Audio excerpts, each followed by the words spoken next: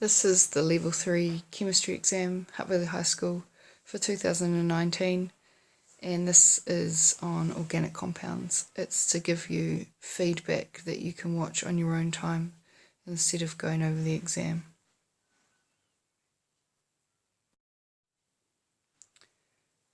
The first question asks you about 3 different types of chemicals that all have the same molecular formula, but each have a different structural formula, and it asks you to give the molecular formula of them. And so that is 10 carbons, 18 hydrogens, and 1 oxygen for each of them. And basically they have the same molecular formula but different structural isomers because they each have the same number and type of atom, but they're different structural formulas because those atoms are arranged differently. Those atoms are arranged differently in space.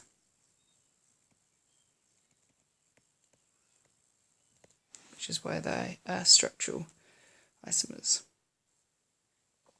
Now it asks you to, talks about enantiomers, and it asks you to mark the chiral carbon on each of the structures above. And so that's a carbon with 4 different groups or atoms attached to it. So those above are the 3 chiral carbons that are in the structures. It asks you to explain the relationship between a pair of enantiomers. Lots of people talked about them having 4 different groups attached to a carbon, but it talks about the relationship between 2 different enantiomers. So basically they are mirror images of each other, and the key thing is that they are non-superimposable. So when you put them on top of each other, there's no way you can make them that have the same groups going on each part. The last question asks you how can you distinguish between a pair of optical isomers, and the only way that you can do it is if you get a beaker of each and you put a beam of plane polarized light into each of those beakers, and basically each rotates plane polarized light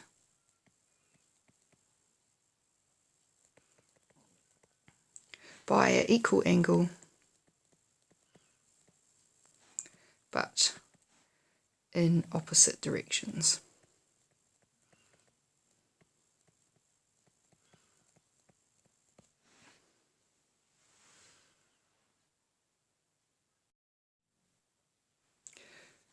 Before we move on to the next question talks about the different chemical reactions of citronelle and linalool, and it's important to recognise that that's an aldehyde group here. We've got an alkene group here. We have a tertiary alcohol on linalool, and linalool has got 2 alkene groups with it.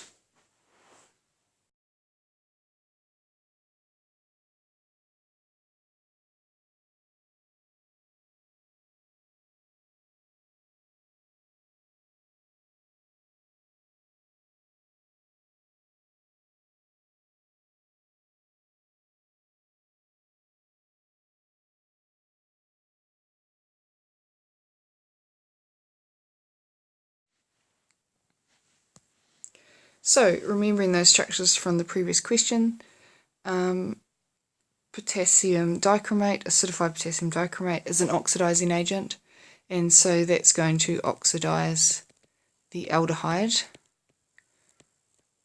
from an aldehyde to a carboxylic acid.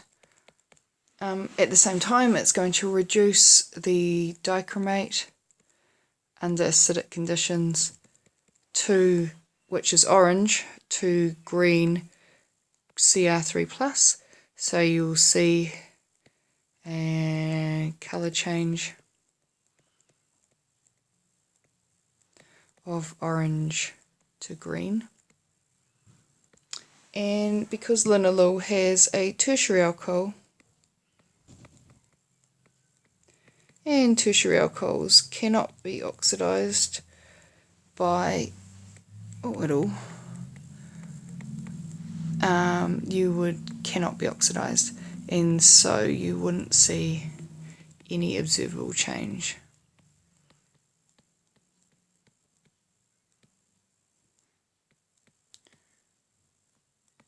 Because the reaction wouldn't happen. Okay. The next question talks about bromine. And bromine can add across alkenes or double bonds, and the bromine will be so when it works it'll be an addition reaction.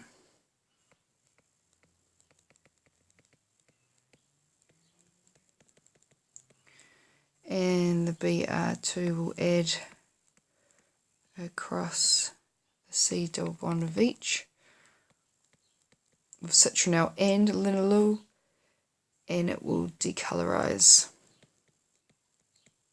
the brown or orange Br2 to the colourless haloalkane. And they will both do that because they both contain alkene groups. But the linalool has 2 times the amount of alkene groups.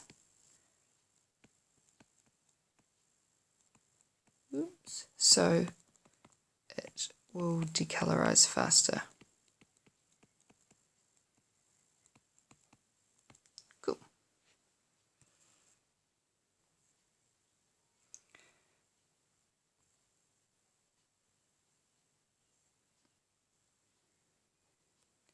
The next question talks about how citronelle can be converted into an ester going through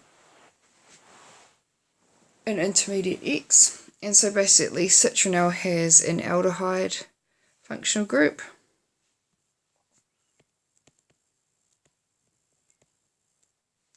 That turns into an intermediate X. You can turn that into an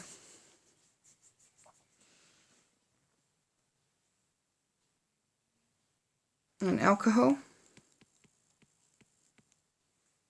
and then you can turn that into an ester. Now you can turn that one into an ester if you add ethanoic acid and make it acidified. And to get an aldehyde to get to an alcohol, you need to reduce it. You need to reduce it back to the primary alcohol, and for that you use any of these two, sodium bromohydride or lithium aluminium hydride, and the type of reaction for that would be a reduction. When you join an alcohol and a carboxylic acid used to make an ester, you could have 3 different types of reaction names: esterification, condensation, or, that'd be nice here, substitution, for the group at the end being substituted.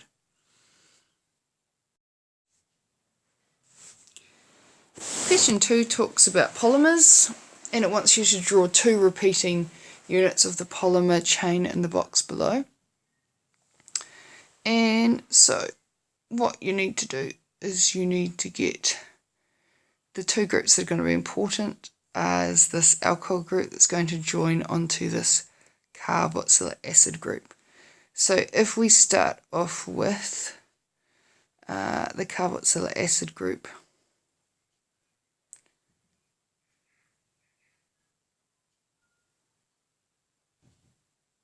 and we go CH2 double bond O, OH, and we join it onto the alcohol group HO, CH3H, CH2 C11O OH, and we join it again. CH3 H CH2 C11O O, and we make that an N, and the water's going to come off here and here, and we're going to join those together. So basically that's going to join together like that, and then we're going to get rid of this and this, and that will then become an O joined to the C.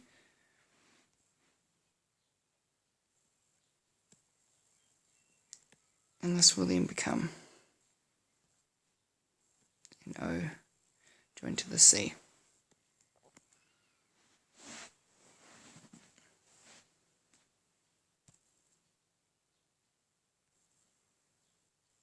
Okay.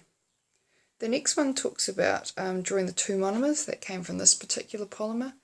And you should recognise that it is an ester polymer. So we're going to cut here and here, we're going to break it apart here. And so you have in the middle, you've got a diol, which would have been the alcohol, CH2, CH2OH. And there's two possibilities for what these two could have come from. So one of them could have been and carboxylic acid,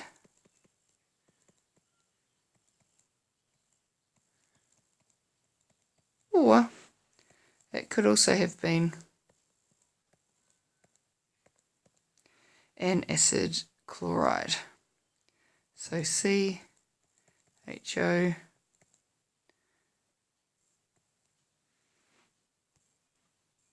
sorry, wrong. But I can't be bothered making the video again. So it's a Cl C11O Cl.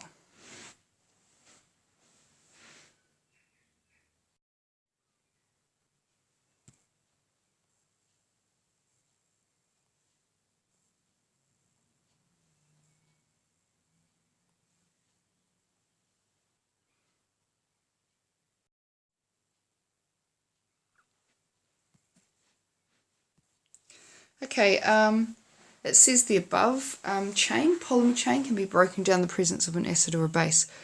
And so breaking down a polyester is called hydrolysis. And you can do that, it says you can do acid hydrolysis or base hydrolysis. So basically the polymer is going to hydrolyze, which means break apart.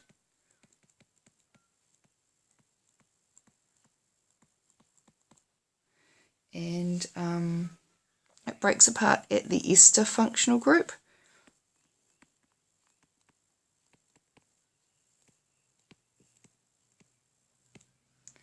In acidic conditions, in acidic and basic conditions, the diol gets reformed.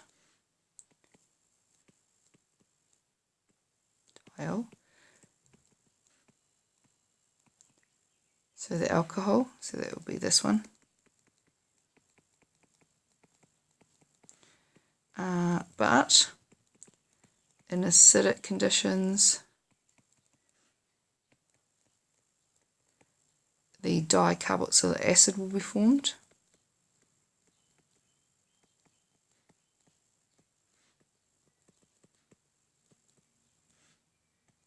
However, in basic conditions,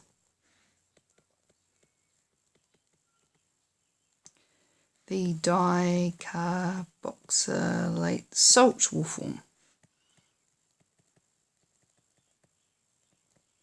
instead. So it would look a bit like this. That would still be C11O, but this would be O minus. C11O, O minus. And so that might have an Na plus or a K plus depending on which particular base you use there. Okay, next question. On these schemes, I like to write in kind of like what's happening, that I can see happening on the screen.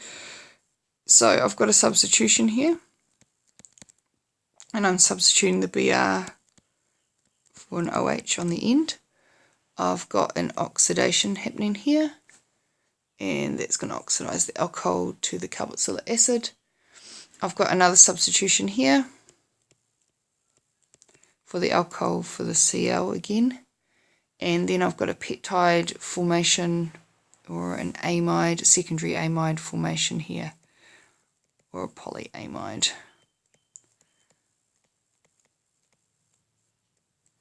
Yes, little amide linkage there. Alright, so to go from step 1, to get bromine to substitute for an OH, you need KOH, but the key thing that's important is it must be aqueous. Otherwise, it will form double bonds with haloalkanes. So, KOH aqueous.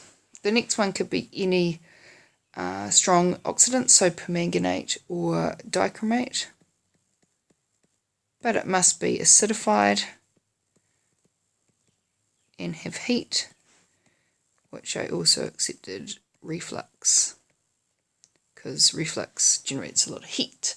And the last one, to substitute an OH for a Cl for section 3, is this one here. You don't need anything special for it.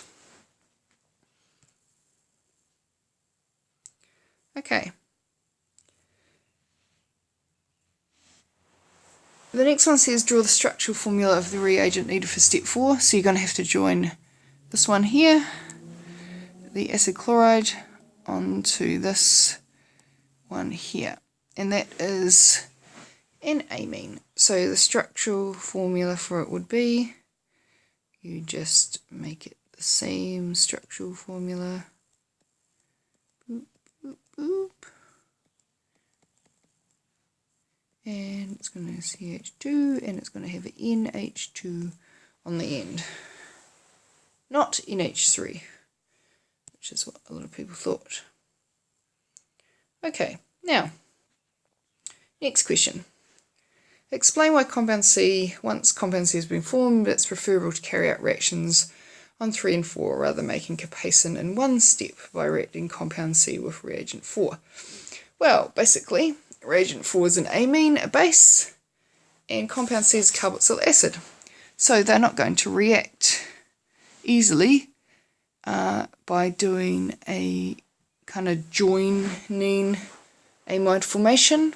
What they will do is the amine is a base, and the carboxylic acid will react as an acid and a base.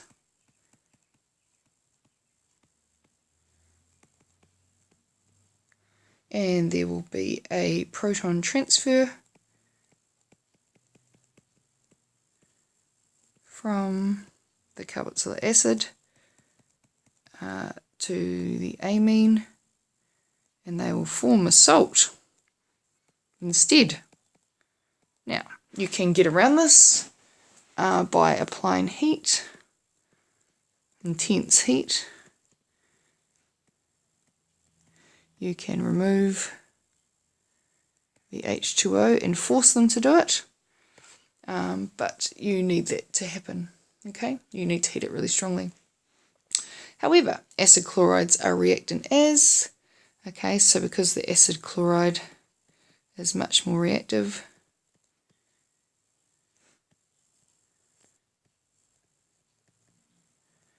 acid chloride is much more reactive, the HCl will be removed spontaneously.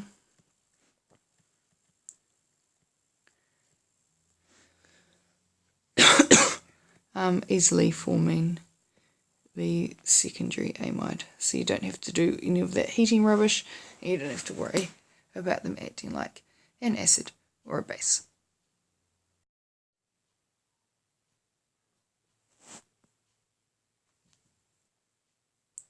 Okay, the next one asked you to go on to question 3, hurrah, asked you to give structural formulas or name them. Now this one here is an ester, and you can tell by the C-double-bond-O-CO structure. This part here comes from the alcohol, and it's got 3, so it's propyl.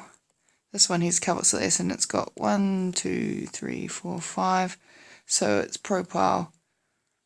1, 2, 3, 4, 5, so it's propyl pentanoate. The next one is asking you to form a butanamide. So an amide has got C-double-bond-O NH2 at the end. It's a primary amide, and it's going to have 4 groups. So that's always carbon number 1, 2, 4 carbons rather. 1, 2, 3, 4, and on the 3rd carbon, and because that's always number 1, 2, 3, the methyl group should go here, and then we fill in all our hydrogens. Okay, the next one. This one people found tricky. So first of all, this part here is carboxylic acid in the main chain, and that is your priority, and that's got 1, 2, 3, 4, 5, 6. So we're looking at hexanoic acid, and that's always going to be carbon number 1 for carboxylic acids. Then we've got a methyl group, an amino group, and a hydroxy group. And so you put these in alphabetical order for their names. So an amino group begins with A, and so that's first, so it's 2 amino, and then of carbon number 5, H is next. We've got 5 hydroxy or hydroxyl, and then of carbon number 3, you've got 3 methyl hexanoic acid.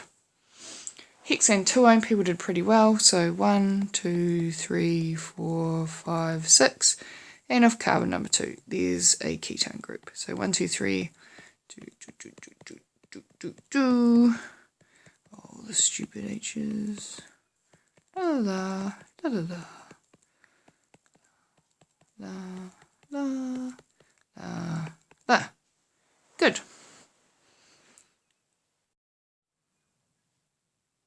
Okay, this one here people found quite difficult.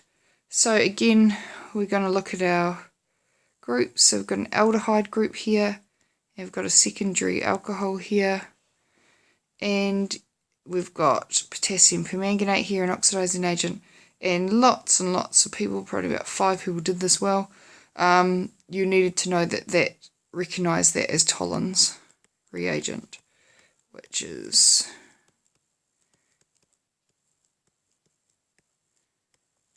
plus. So that is also redox, because that's a weak oxidant. Tollens is a weak oxidant. Anyway, so for the first one, oxidation. So the secondary alcohol can be oxidized to a ketone. So this should form CH3, C double bond O, CH2, CH2, and that would go C double bond O, OH. This one here will also become an oxidizing agent. Is also an oxidizing agent, but it's a weaker oxidizing agent, so it can only oxidize the aldehyde. It cannot oxidize the secondary alcohol. It's not strong enough to do that. So it will just be CH3, C stays as a secondary alcohol, but it will be CH2, CH2, C double bond O, OH. So that will also form a carboxylic acid. At the same time though, a reduction's happening. So reduction's happening with the permanganate, where it's going from purple to colourless Mn2+. But this one will be reducing from the Tollens complex ion to Ag silver, as well as carboxylic acid. So you will see a silver mirror forming for this one. Okay, so basically they're both oxidation reactions. Alright, in reaction 1, the purple MnO4 minus acidified will become colourless Mn2 plus. Right, so it will be decolorized. So you'll see decolorization as the Mn2 plus is reduced to, as the permanganate, sorry, is reduced to Mn2 plus. Right, and the secondary alcohol will be oxidized to a ketone. Okay, in reaction 2, the Tollens reagent is a weaker oxidant, so it can only oxidize the aldehyde to the carboxylic acid, and the alcohol will stay the same. However, a silver mirror of Ag solid will form as the Tollens is reduced during the oxidation.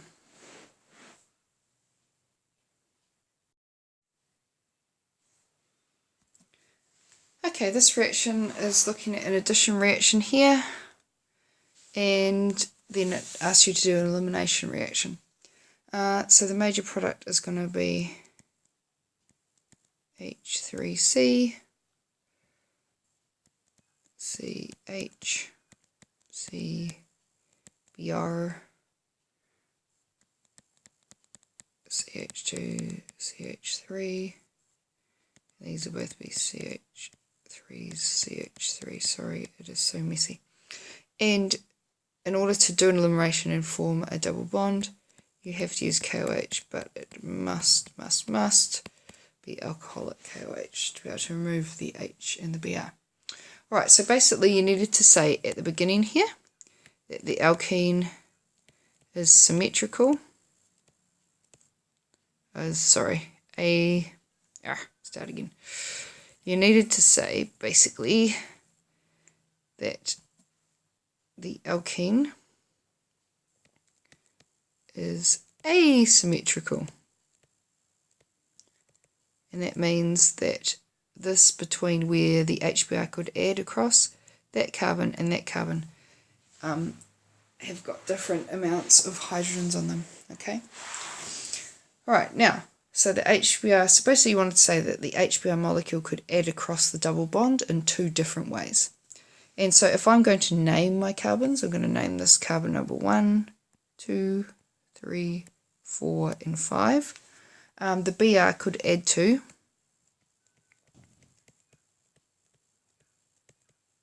the Cr, carbon, number 2, or carbon number 3, okay? And following Markovnikov's rule, the hydrogen atom is most often added to the carbon across the C to C double bond that already has the most hydrogens bonded. So basically, the hydrogen would bond to the carbon number 2 rather than the carbon number 3, more often be the major product, because the majority of the time, because the carbon number 2 has got more hydrogens attached than the carbon number 3. And so you would form, the extra hydrogen will go onto this one here, extra hydrogen will go there, and that carbon number 3 would get the Br. Okay, people weren't very good at saying which carbon it bonded to, and it's really important to say to each carbon across the C to C double bond is really important, and name your carbons. Okay, so if we were to give like a model answer for that one, you would be saying this kind of thing.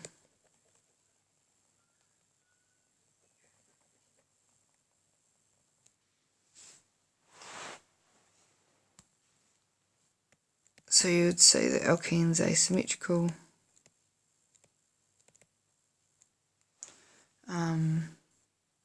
HBr could add across the C to C double bond at carbon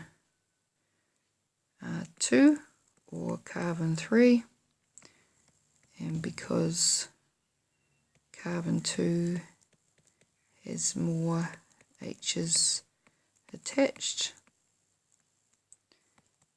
the H will bond there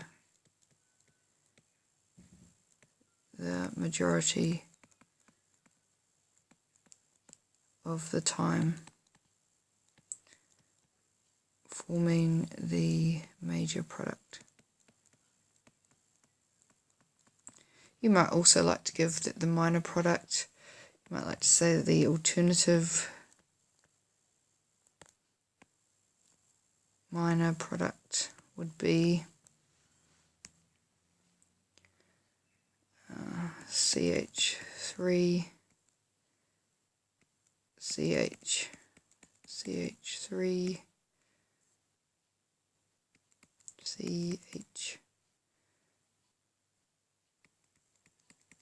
CH3, CHBr, CH3. So you might want to say that as well. Give the two. Okay. And then they want to talk about in the second reaction. So in the second reaction, you're doing an elimination using the KOH alcoholic, and it removes the HBr and it forms a double bond. Now again, this is following Zeit-Steff's rule, because the haloalkane that you've formed in the middle is again asymmetrical, right? So the Br has to be removed, but the H could come from any carbon adjacent to the Br. So that would be, that's carbon of 1, 2, 3, 4, 5. So it could come from carbon number 2 or carbon number 4. Now, Zeit-Steff's rule says the carbon adjacent to the Br with the least H's attached will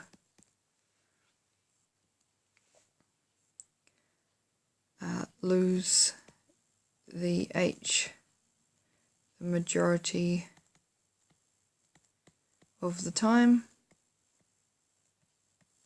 So that means that this one here is going to be our major product, because if you look, this carbon here has only got one hydrogen attached, so it's going to lose it the most and the majority of the time, and that carbon's got 2. So it's going to be this carbon and this carbon, this one and this one. So it's going to be these two that lose at the majority of the time. And again, you could write the other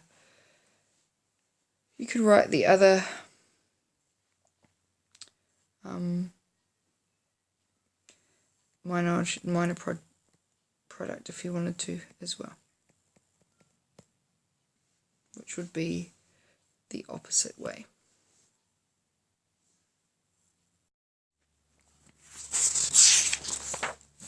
Okay, last question. Asks you to join together an acid chloride and amine again. So again, this is a amide formation, but when you have a diamide, it's good to put the one in the middle. So basically this is going to come off here oh sorry, the H is going to come off of that one. And so if we draw it like this is an H, it's an H down there too. And so this H and the CL for a neighbouring one is going to come off. CH2, CH, double bond, CH2. So this is what will form.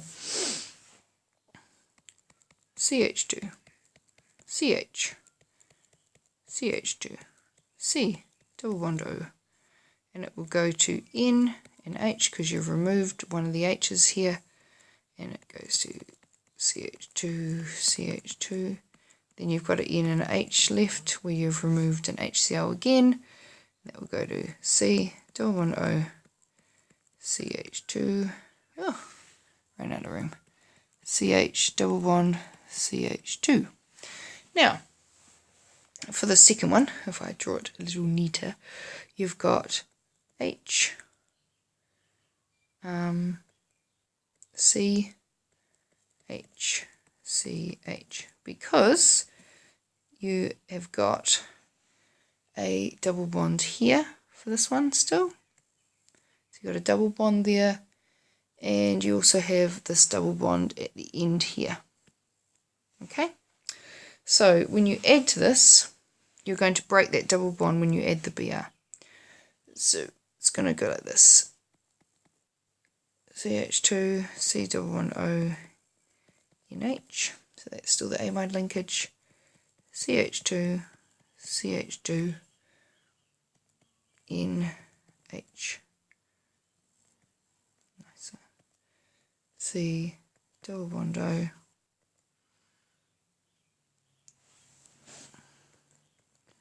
CH2, CH, CH2.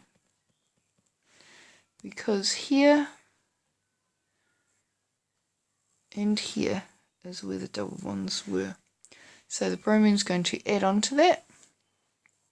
So you're going to get one Br there, one Br there, adding to the double bond, and at the end again you're going to get a Br there and a Br there. Lots of people recognised this part, but they didn't recognise the diamine, and that would form the middle, and that it would form a polymer. Thanks, that's it. Woohoo!